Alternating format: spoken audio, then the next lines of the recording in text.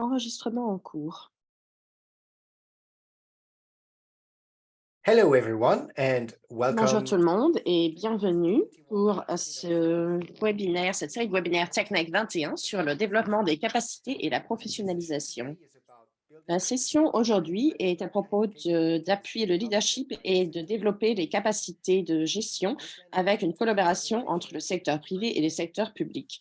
Vous pouvez écouter cette présentation en français. Pour écouter cette présentation en français, vous devez cliquer sur le globe en bas de votre fenêtre Zoom et choisir la langue de votre choix, le français. Si vous avez des difficultés à trouver, faites-le moi savoir dans le chat. Et en parlant du chat, à nouveau, vous pouvez vous présenter, nous dire d'où vous venez et votre nom. Je vois que nous avons déjà une personne qui s'est présentée. Bonjour Mohamed. Et si vous avez des questions pendant cette présentation, n'hésitez pas à demander dans la case questions et réponses qui est également disponible en bas de votre fenêtre Zoom. Vous pouvez poser vos questions à tout moment et nos présentateurs vont prendre le temps de vous répondre après la présentation pendant la session de questions et réponses. Enfin, cette session est enregistrée comme d'habitude. Nous partagerons le lien vers la vidéo avec vous ainsi que les diapositives. Les vidéos seront disponibles en français et en anglais, mais les diapositives seulement en anglais. J'espère que vous allez apprécier la session. Je vais passer la parole à Kevin. Kevin, la parole est à vous. Yes, and thank you so much, Alexandra. And welcome. Merci beaucoup, Alexandre. Bienvenue tout le monde. Nous sommes vraiment très encouragés d'avoir cette opportunité de parler avec vous aujourd'hui à propos de nos programmes. Donc, diapositive suivante. Aujourd'hui, nous avons des présentateurs qui vont parler d'un programme de Gavi qui s'appelle STEP 2.0. Et vos présentateurs sont moi, Dr Patricia Bobo de Zambie et Ronan Terrade de l'agence People That Deliver. Maintenant, je vais laisser se présenter eux-mêmes alors qu'ils font leur partie de la conversation. Moi-même, je suis un consultant de chaîne d'approvisionnement pour Gavi. Je suis également l'auteur et le leader de projet pour le programme dont on va parler aujourd'hui. Donc, notre ordre du jour aujourd'hui, nous allons commencer par parler du défi auquel nous faisons tous face en matière de leadership et de gestion, de management. Nous parlons un petit peu du développement et de l'histoire du programme de STEP. Et ensuite, nous allons parler des partenariats STEP 2.0. C'est une partie vraiment enthousiasmante de STEP, donc on veut un peu vous l'expliquer. On va expliquer ce que c'est le Hub STEP 2.0 et ce que c'est son rôle. Et une fois qu'on aura parlé de tout ça, on va vraiment parler en profondeur des détails du programme. Une des choses qu'on apprécie vraiment chez TechNet, et dans ces webinaires, c'est qu'ils nous donnent l'opportunité d'aller un petit peu plus en profondeur dans les différents problèmes, les différentes stratégies et peut faire plus qu'une introduction, qu'une présentation. Donc, on va parler un petit peu de temps, parler des détails du programme et ensuite, on va transitionner vers l'expérience de la Zambie. Dr Patricia, qui s'occupe du programme STEP 2.0 à Zambie, va parler et nous l'avons invité à faire part de ses commentaires et de ses pensées sur le programme. Et bien sûr, enfin, nous allons ouvrir la session aux questions et aux réponses. Et comme Alexandre l'a dit, vous avez la boîte de commentaires questions-réponses en bas. Donc, surtout, n'hésitez pas à y inscrire vos questions.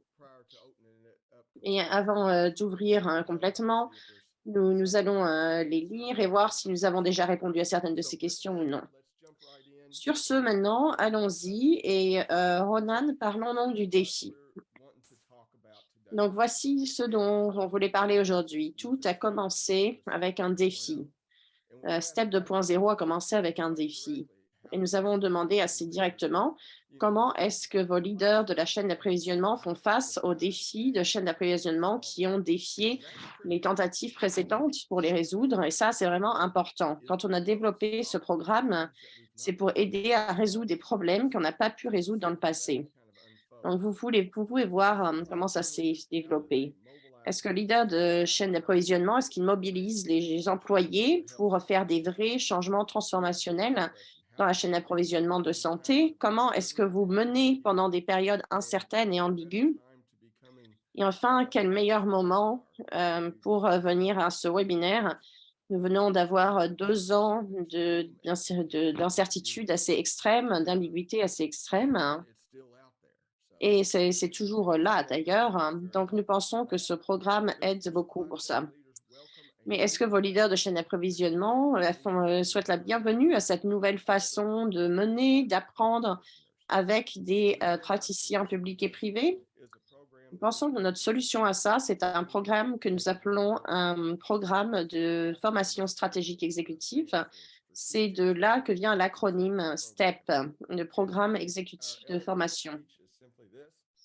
Et le STEP, c'est un processus de changement qui est intégré dans un programme de développement de leadership qui est vraiment, qui a vraiment une approche basée sur l'équipe, qui est très 21e siècle et qui est là pour résoudre des défis du 21e siècle. Donc, c'est ce que nous sommes, c'est pourquoi nous faisons ce que nous faisons.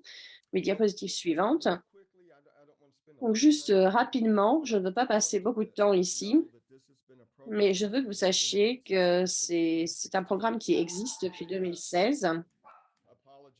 Désolée pour mon collègue.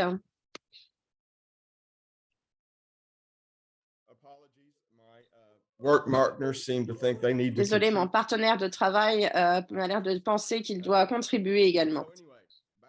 Donc, de toute façon, retournons là où nous en sommes. Le programme est en place depuis 2016. Cette carte reflète les différents pays que nous avons desservis pendant cette période de temps. Vous allez voir très rapidement qu'il y a 2 versions de STEP. Certains pays ont bénéficié de STEP de la version originale et d'autres de la version révisée. Mais quelques statistiques rapides. Pour le moment, nous avons desservi 29 pays avec 500 professionnels de la santé publique. Ça inclut également plus de 100 coachs du secteur privé. Nous avons maintenant étendu, vous allez voir ça d'ailleurs. Nous avons 4 partenaires donateurs supplémentaires, 4 programmes de donation, 4 donateurs qui offrent ce programme. Nous avons plus de 8 partenaires de mise en œuvre. Il y a 3 modes de livraison et c'est disponible en 4 langues.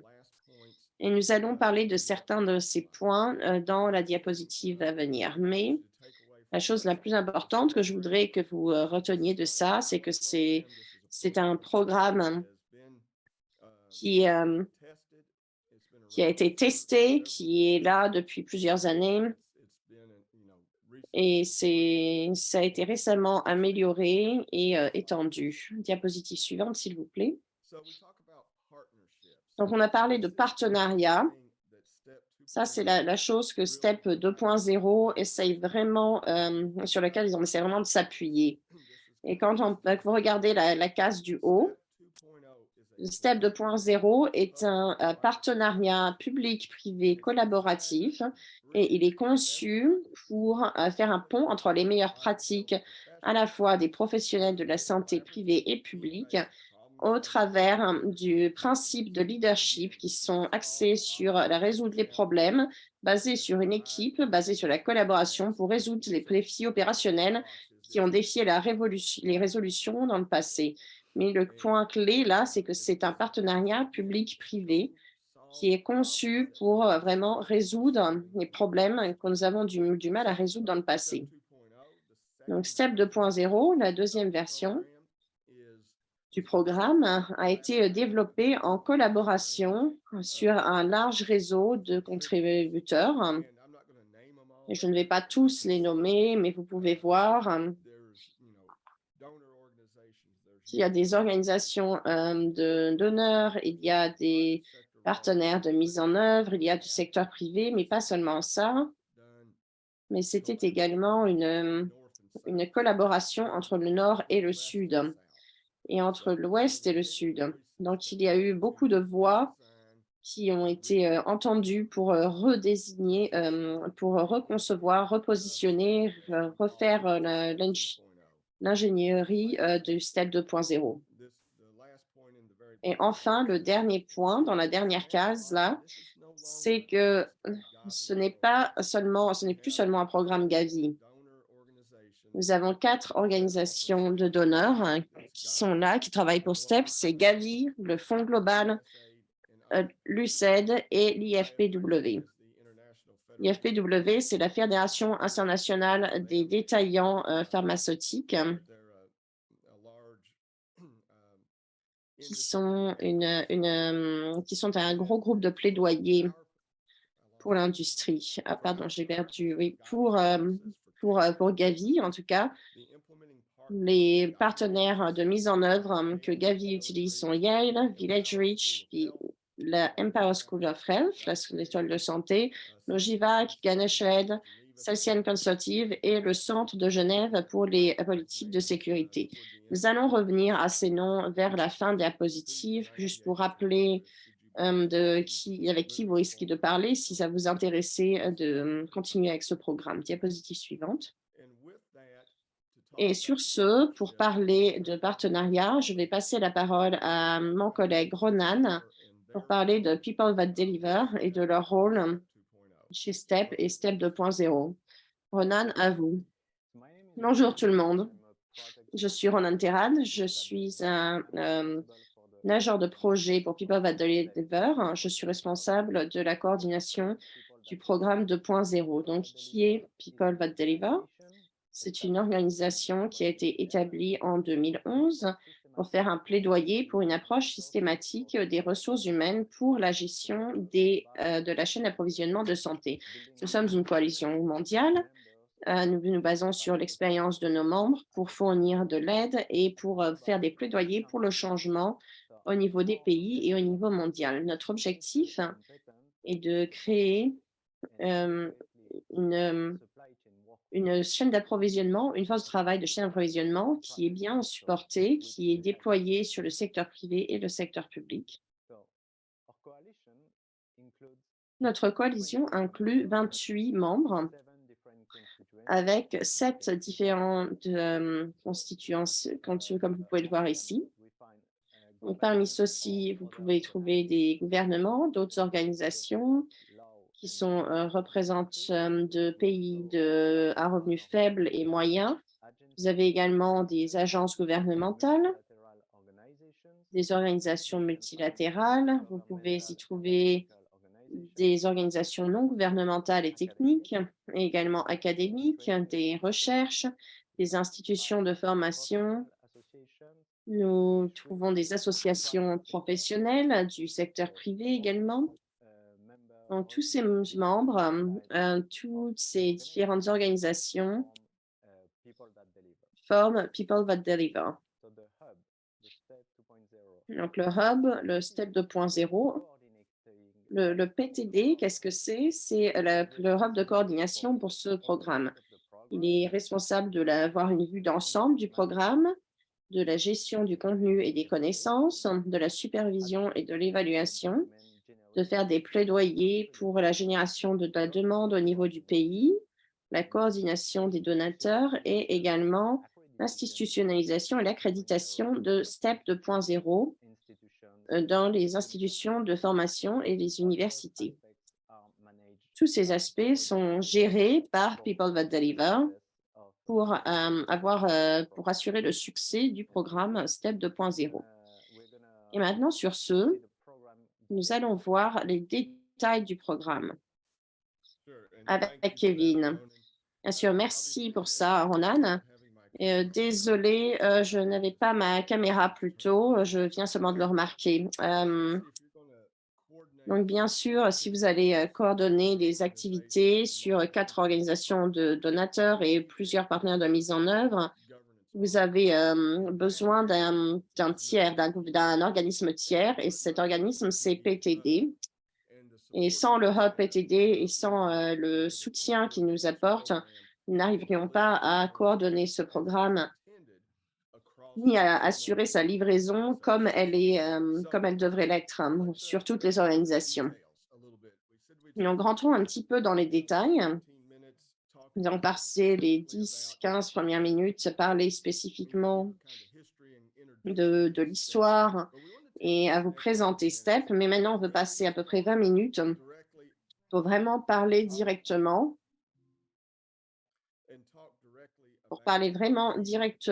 des détails du programme. Donc, STEP 2.0 a commencé avec un défi. Nous allons parler de ça. Donc, quand vous réfléchissez aux étapes, quand vous réfléchissez à vraiment participer à un programme comme STEP, ça commence vraiment avec qu'est-ce que vous voulez utiliser, pourquoi est-ce que vous voulez utiliser ce programme, quels sont les problèmes que vous voulez résoudre. Donc, avant même de commencer comme participant, comme pays, comme région, nous vous demandons de penser à vos challenges. Et donc, on revient à cette case. Voilà, ce sont les défis que nous voyons. Donc, il y a 7 étapes dans STEP. Vous allez voir l'utilisation du mot STEP beaucoup. La première chose à faire, c'est identifier votre défi. Ensuite, il faut rassembler des informations sur la réalité actuelle de la situation. Nous avons un processus pour identifier les participants, mais également les autres groupes qui sont impliqués, qui sont souvent oubliés quand on réfléchit aux différentes parties qui sont impliquées dans un changement transformationnel. Notre étape suivante, c'était de développer un plan d'action.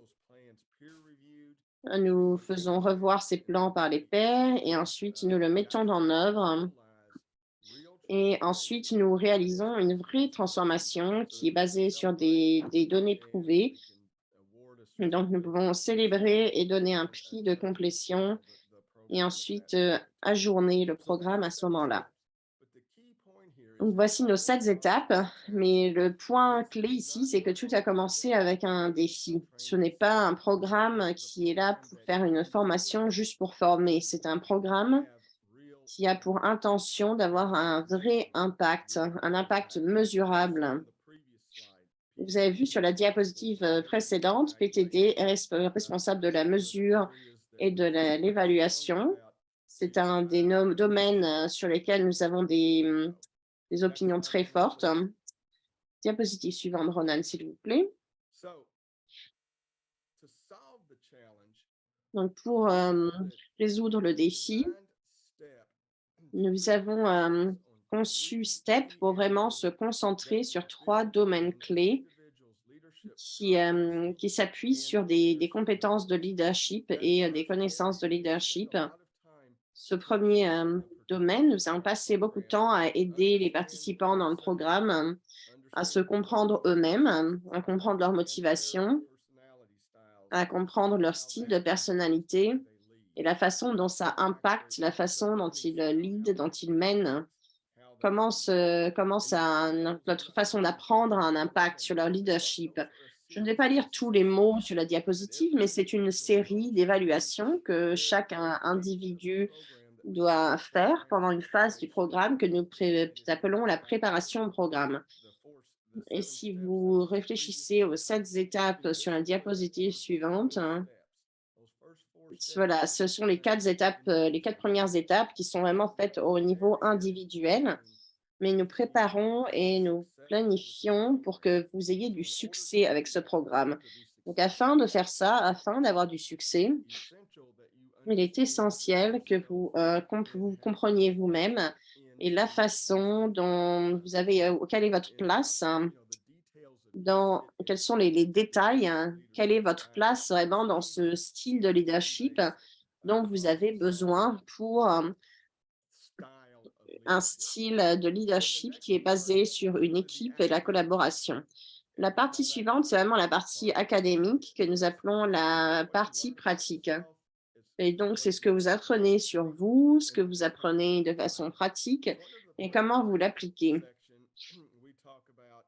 Et dans la section pratique, nous parlons de la façon dont nous livrons des capacités et des compétences du 21e siècle qui sont basées sur des théories de management qui sont déjà essayées et éprouvées. Donc, nous parlons donc de ces capacités de leadership. Vous allez voir ça dans un moment. Nous allons parler de ça un petit peu plus en détail. Mais nous appelons ça l'étape 5. Si vous vous souvenez de l'étape 5, c'était faire revoir par les pairs, les interactions avec les pairs, et tout ça se déroule lors d'un atelier. Donc, l'atelier lui-même dure pendant 5 jours et c'est pendant cet atelier que nous apprenons, que nous pratiquons les capacités, les compétences dont nous allons avoir besoin pour résoudre nos problèmes au niveau transformationnel alors que nous avançons vers la période d'adaptation. Et voilà, cette évaluation, cette auto-évaluation, cette planification, tout cela se passe dans une période de temps d'environ 6 semaines avant l'atelier. L'atelier dure 5 jours. Et une fois que vous quittez cet atelier, il y a une période d'application où vous appliquez les capacités que vous avez apprises, les outils que vous avez apprises pour résoudre des vrais problèmes dans le vrai monde. Cette période de temps peut varier. Au cours de notre expérience, nous avons appris que 3 mois est une période minimum après l'atelier pour avoir vraiment un impact qui est basé sur des données prouvées, pour voir un changement. Mais il y a certains programmes qui sont déroulés pendant 6 mois. Donc, c'est vraiment une conversation qu'il faut avoir avec les personnes qui sponsorent le programme. Mais finalement, la phase d'application, c'est vraiment pour avoir un impact vraiment basé, que vous voyez dans le vrai monde, basé sur des évidences prouvées. Et on va se concentrer sur les outils que nous utilisons, qu'on appelle un plan de départ rapide et un plan d'adaptation. Et c'est vraiment pour adopter et mettre vos nouvelles compétences en action pour qu'il y ait un changement transformationnel. Donc, juste pour résumer rapidement, avant d'aller un peu plus en profondeur, tout commence avec un défi. Et pour vous aider à résoudre vos défis, nous sommes concentrés sur 3 domaines de leadership et de s'appuyer sur les compétences.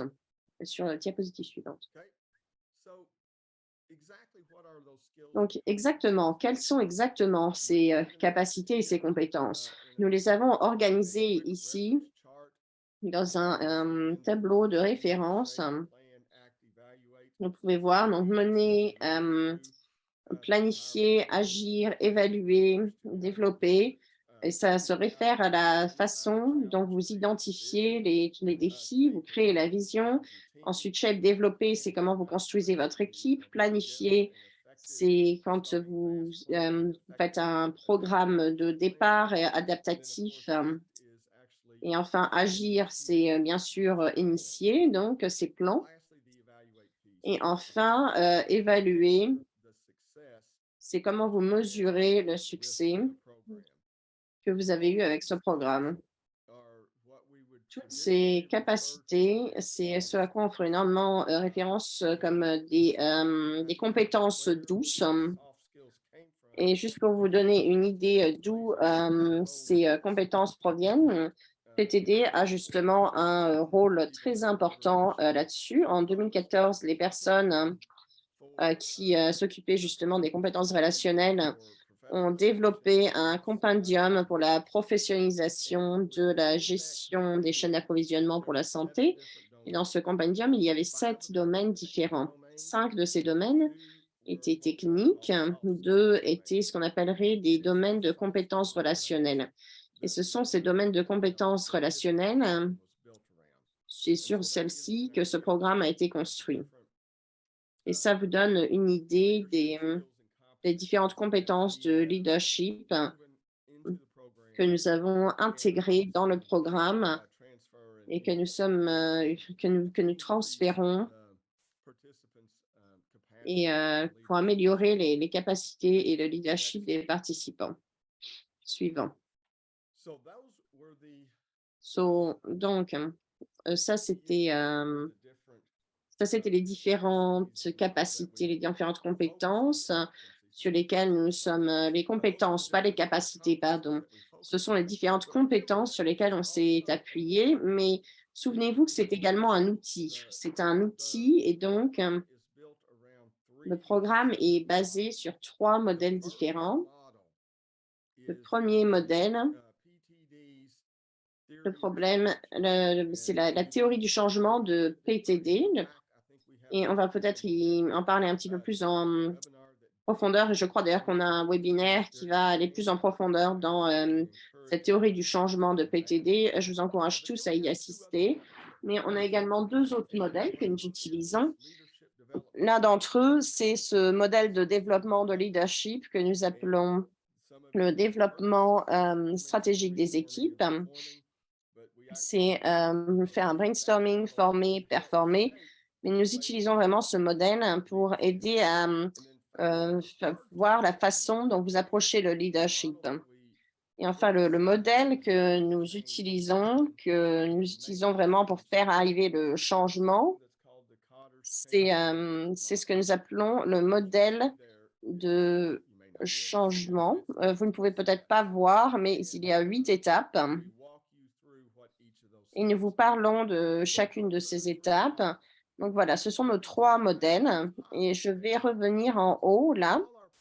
Nous appelons nos programmes programmes de formation stratégique, mais ça peut STEP, ça peut aussi vouloir programme de transformation, programme d'expérience transformationnelle, parce que c'est ça que c'est une expérience et qu'il s'agit de transformation. Mais peut-être quelqu'un d'autre pourrait dire que c'est également un programme d'engagement des équipes stratégiques, parce que c'est ça qui motive cette professionnalisation dans la chaîne d'approvisionnement, c'est qu'on veut s'éloigner de la méthode de commande et contrôle de leadership qui est dominante dans toutes les formes de gestion depuis des années.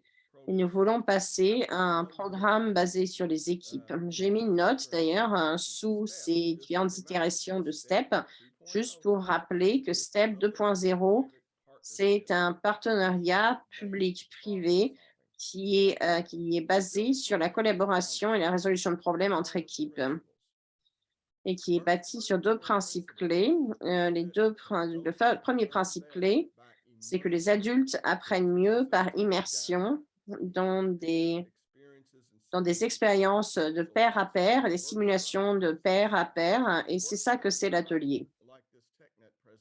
L'atelier, ce n'est pas comme cette présentation TechNet que nous sommes en train de faire. Ce ne sont pas juste des diapositives PowerPoint avec quelqu'un devant vous qui vous en parle.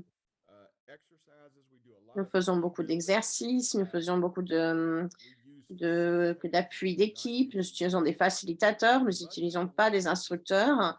Une grande partie des enseignements sont faits entre les pairs, on apprend les uns des autres et on fait ça parce que c'est comme ça que les adultes apprennent le mieux. Notre deuxième concept, ce qu'on sait sur l'apprentissage pour adultes, c'est que c'est mieux de faire l'expérience de sources diverses et multiples. Donc, en d'autres mots, nous faisons notre mieux quand nous avons une diversité d'intrants, une diversité d'opinions, une diversité d'idées. Donc, nous utilisons beaucoup de différentes voies pendant notre programme. Il y a une liste, mais dans les programmes, vous avez des études du coaching au niveau de l'équipe, au niveau individuel. Il y a du coaching des différents facilitateurs. Une fois que vous êtes dans notre programme, il n'y a pas qu'un seul facilitateur. Ce n'est pas juste Kevin, ce n'est pas juste Ronan. Vous aurez tout un panel de facilitateurs qui, une fois de plus, c'est parce que nous savons que c'est comme ça que les adultes apprennent le mieux. Donc, vous voyez ça et les différentes expériences. Donc, ça, ces 2 dernières diapositives Si je peux résumer, la première, c'est une liste de ces compétences relationnelles que nous avons identifiées, dans lesquelles nous voulons intégrer des capacités. Et ces diapositives vous donnent les détails de comment nous faisons ça avec les compétences relationnelles. Ce sont les modèles que nous avons utilisés, ce sont les suppositions que nous avons fait en construisant le programme. Diapositive suivante, Ronan, s'il vous plaît. Donc maintenant, certains des détails, là, c'est vraiment les détails. Donc, on va parler de la préparation du programme. Je dis, il y a un aspect du programme tout au début, 4 à 6 semaines avant l'atelier. Nous avons ce que nous appelons la préparation, la phase de préparation du programme. Et c'est littéralement la préparation, vous préparez-vous à avoir du succès avec STEP.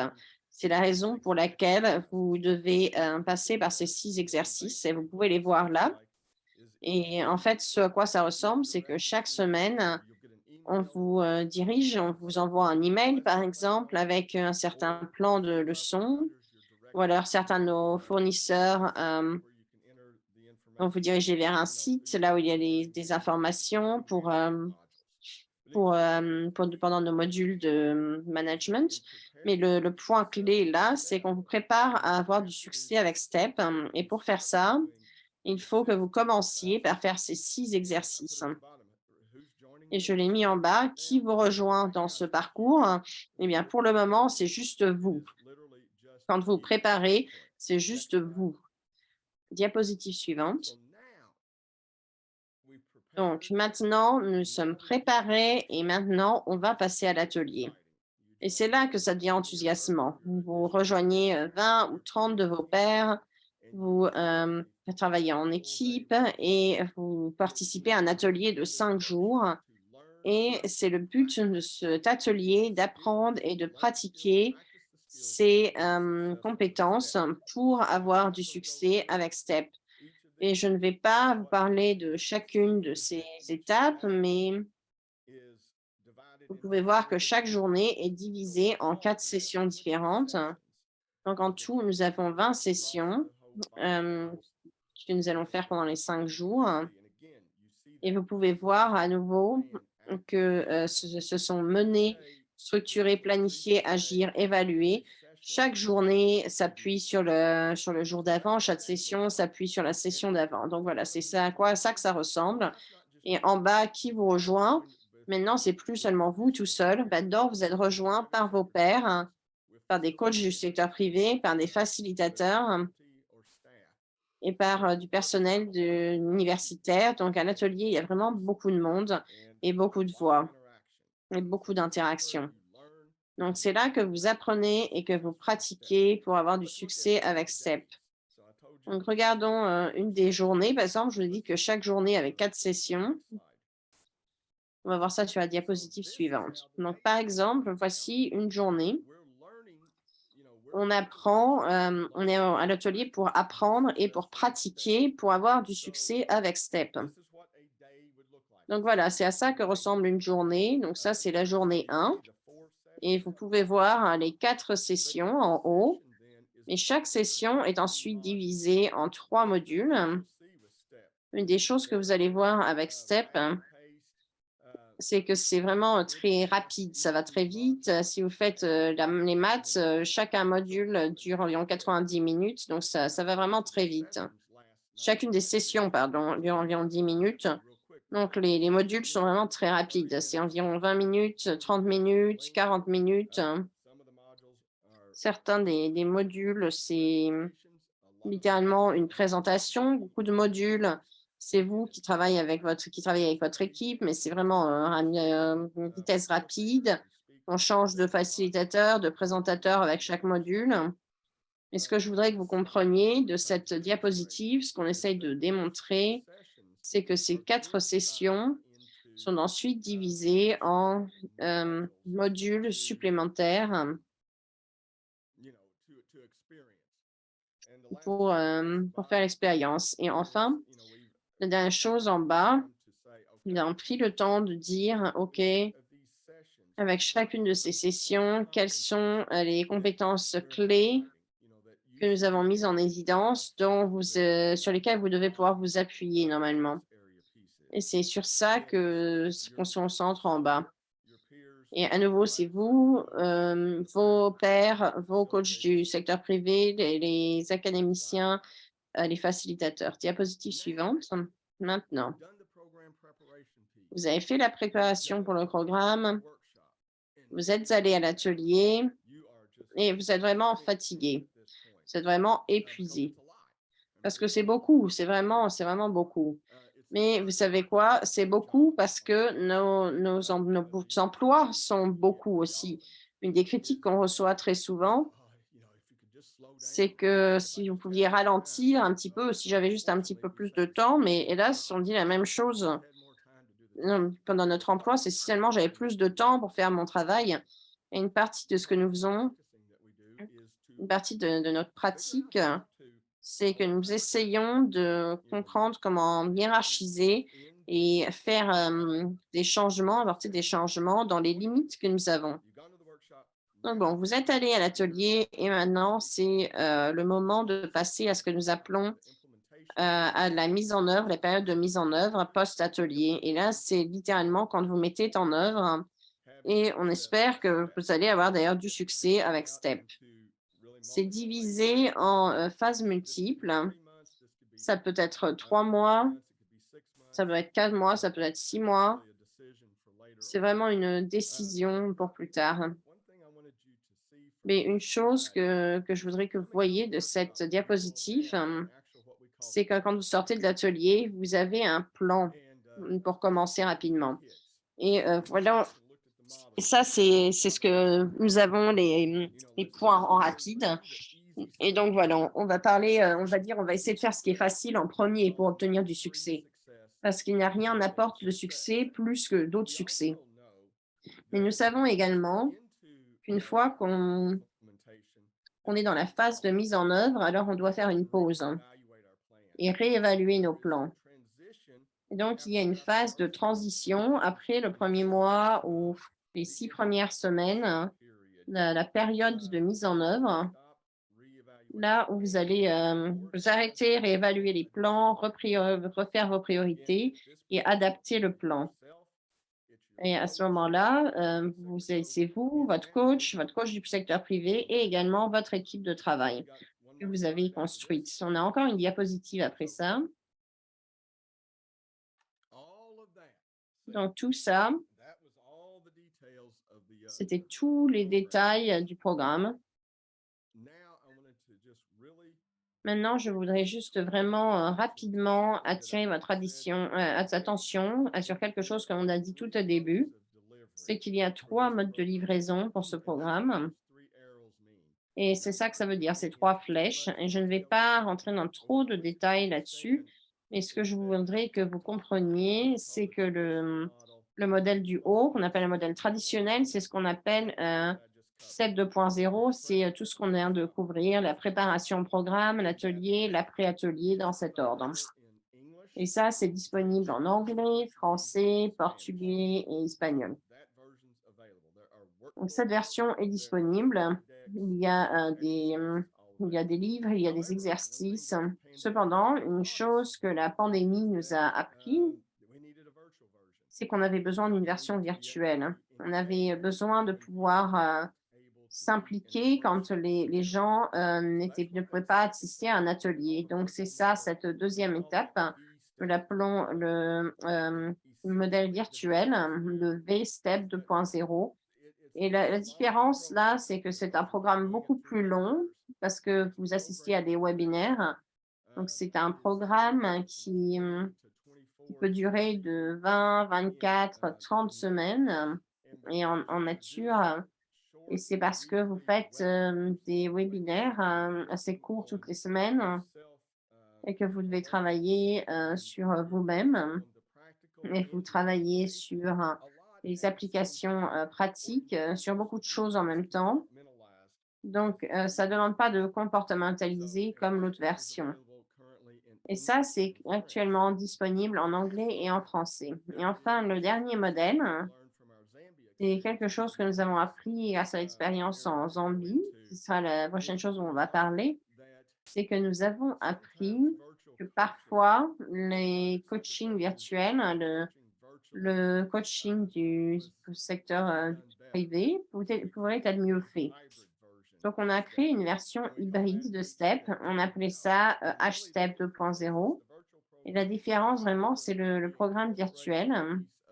Cependant, on incorpore également une partie de secteur privé, de coaching de secteur privé.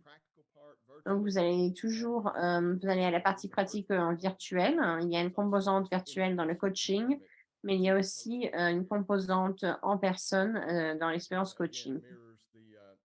Donc, une fois de plus, cela reflète la disponibilité en anglais et en français. Diapositive suivante. OK. Est-ce que Dr. Bobo a pu nous rejoindre? Yes, she's here. Oui, je suis là. OK. Alors, je vais vous passer la parole et merci beaucoup. Merci beaucoup, Kevin. Bonjour, bon après-midi, bonne soirée tout le monde. Je m'appelle Patricia Bobo. Je vous rejoins ici de Zambie et je vais vous partager avec vous l'expérience de la Zambie avec STEP. STEP 2.0 et comme dit Kevin, notre expérience était virtuelle. Donc, je vais juste passer directement à la présentation. Ce que vous voyez là, ce sont les détails des candidats, de toutes les personnes qui ont participé dans le STEP virtuel et juste une vue d'ensemble des pays. Nous sommes assurés, nous avons 10 provinces, nous sommes assurés que les 10 provinces soient représentées. Vous pouvez peut-être voir que certaines provinces sont plutôt rurales, d'autres sont plutôt urbaines, d'autres sont un mix et bien sûr,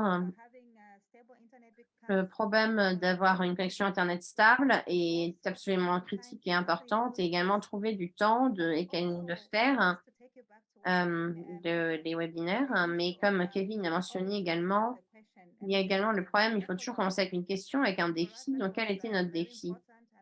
Et pour nous, c'était très important. Et nous avons fait ces étapes virtuelles au début de la pandémie. Il y avait beaucoup de défis. Et pour résumer les défis, c'était principalement causé par la COVID-19 et je suis sûre que la plupart d'entre vous peuvent comprendre pourquoi, ce que ça voulait vraiment dire. Il y avait beaucoup de choses qui se passaient, trop de travail et trop de décès, l'isolation, les restrictions liées à la COVID. Il se passait vraiment beaucoup de choses et c'était vraiment important qu'on ait cette opportunité de rassembler les gens. Et je crois que nous avons eu 30 personnes qui nous ont rejoints. J'espère que vous pouvez voir toutes les provinces, comme je l'ai dit, sont représentées. Et nous sommes également assurés que des personnes viennent également du niveau national, donc comme du siège du gouvernement. Et c'était pour apprendre, mais également pour motiver le personnel et s'assurer qu'ils identifient tous les problèmes et qu'on avance ensemble comme une équipe. Et vous pouvez voir de cette diapositive que nous avions un mix de pharmaciens, d'agents de la chaîne 3, également de personnes qui travaillent sur l'immunisation. Et bien sûr, comme ça a été mentionné, nous avons eu des coachs internationaux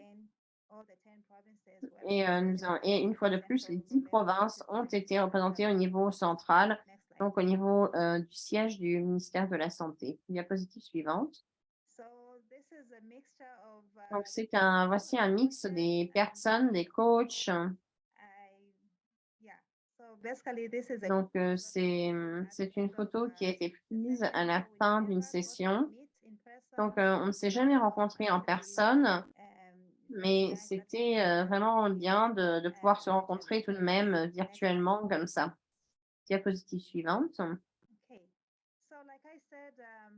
Comme je l'ai dit, les sujets généraux, c'était principalement à cause de la COVID-19, la pandémie elle-même, mais également, nous avons eu des personnes qui parlaient des vaccins contre la COVID-19. Et quand vous regardez les sujets qui sont couverts,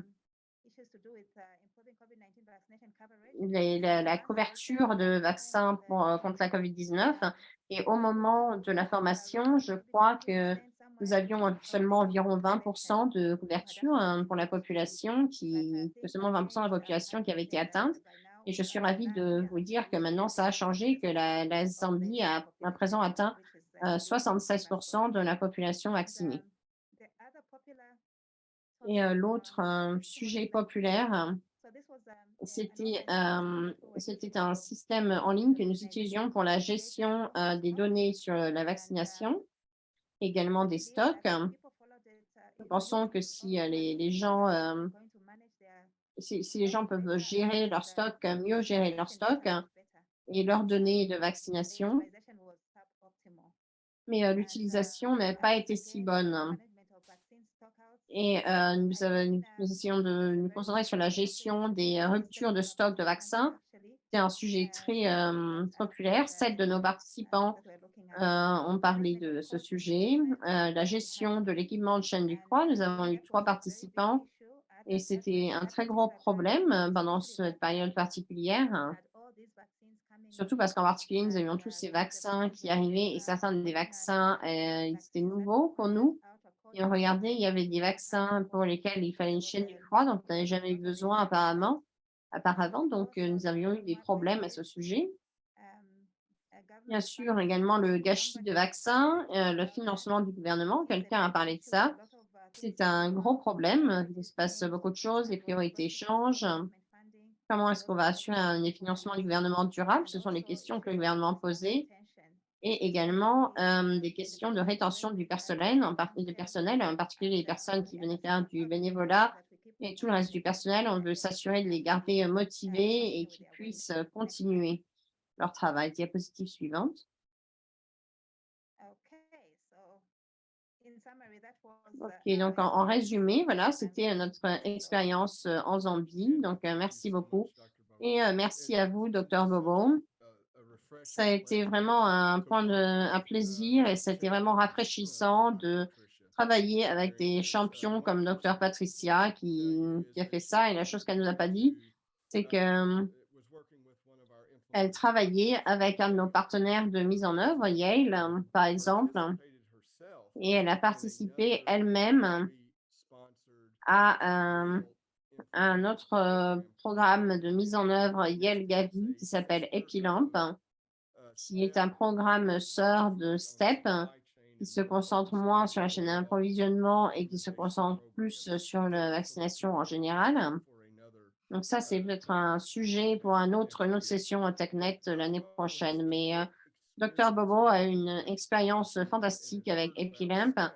Donc, quand elle a entendu parler de STEP, elle voulait apporter ça à son pays. Donc, je sais qu'une des questions que nous allons avoir, c'est comment est-ce que j'obtiens ça? Qu'est-ce qui est nécessaire pour obtenir un programme STEP qui soit mis en œuvre dans mon pays, dans ma région, dans mon domaine? Et la première chose que vous devez avoir, c'est un champion comme Dr. Bobo. Vous devez avoir quelqu'un qui défend ses idées, qui a une personne officielle de niveau élevé, qui a beaucoup d'influence et qui peut vous aider à mener ce programme dans votre zone. Parce que sans ça, c'est vraiment très difficile de monter un programme et surtout d'avoir du succès avec un programme. Donc ça, c'est l'autre partie, c'est que son implication, littéralement, et toutes les réunions de revue, ça a mené à cet impact. Et vous ne pouvez pas avoir un meilleur impact que de dire que vous êtes passé d'une couverture de 20% à une couverture de 76%. Bon, on ne dit pas que STEP a été la raison unique pour ça.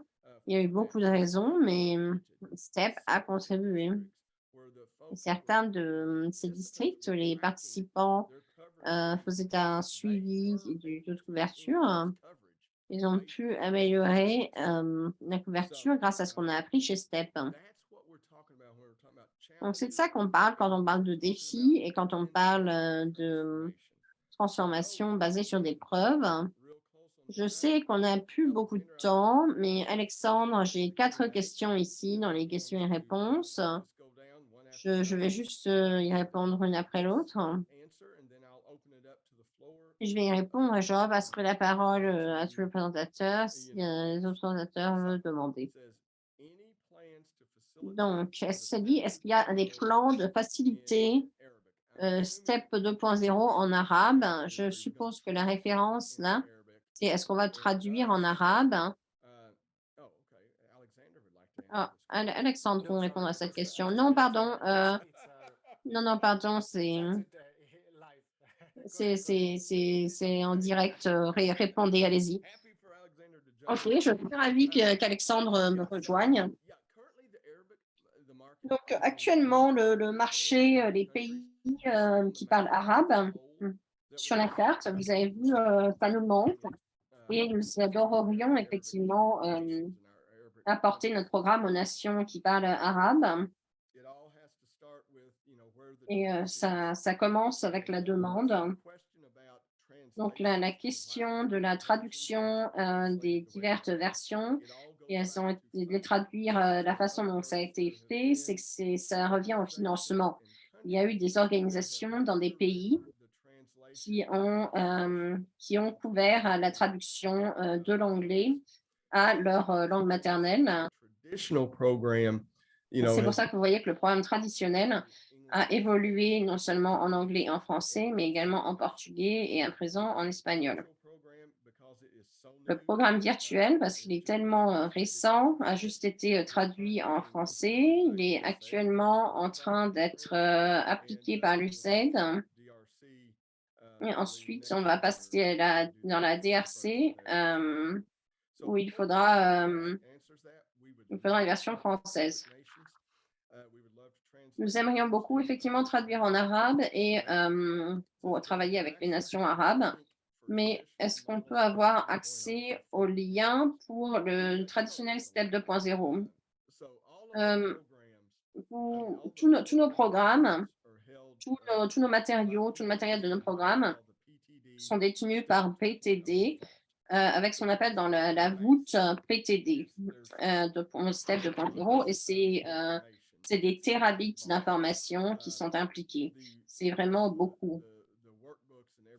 Et les livres et tout ce que nous avons, les livres de travail, tout ça, vous seriez vraiment perdu. Ce qu'on peut faire et ce qui va être fait pour vous, c'est que cette présentation va être disponible, va être rendue disponible pour vous, que ce soit par enregistrement ou autre, ou partagé plus tard. Et vous devriez avoir assez d'informations en se basant là-dessus pour vraiment commencer à penser plus en profondeur au programme. Parce quand on parle du financement IAF de Gavi, oui, nous vous encourageons à approcher Gavi.